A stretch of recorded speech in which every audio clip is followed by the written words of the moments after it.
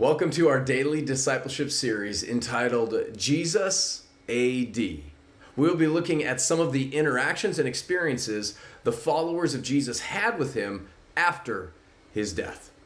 The first experience we will be looking at comes from Luke 24:13 through 35. I would encourage you to read the entire story. But here's a quick summary. Two of Jesus' followers are traveling to Emmaus. As they're walking along, they think just another traveler comes alongside of them and joins them. But the disciples don't realize it's Jesus. The scripture made it clear that they couldn't recognize him.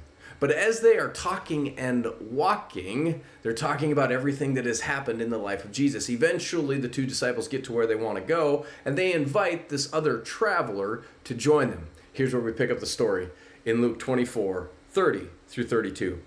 It said, when he, referring to Jesus, was at the table with them, he took bread, gave thanks, broke it, and gave it to them. This has a flashback to what Jesus did at the Last Supper when he said, this is my body which is broken for you. Do this in remembrance of me. Also, when he fed the 5,000 in front of the disciples, it says he took the bread and he broke it and he gave it to the disciples to distribute.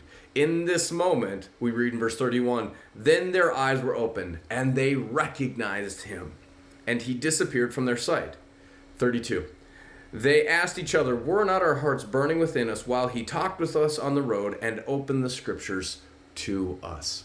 As we are following Jesus, we may not have the luxury of physically seeing him before us, but we can learn from what the disciples experienced here in our journey with Jesus. They said, as we were walking along and we were talking about the scripture, there was a burning inside of us. And as he talked, that burning continued. When you are following Jesus, look for those moments where something is stirring inside of you that's calling you to a greater life than simply living for yourself. Those can be indicators of where God is working in your life. On top of it all, we can always ask Jesus to open our eyes to see what he is doing in us and also around us. Yes, you can experience the living God even if you can't physically recognize him with your eyes. Your hearts will remind you that he is here.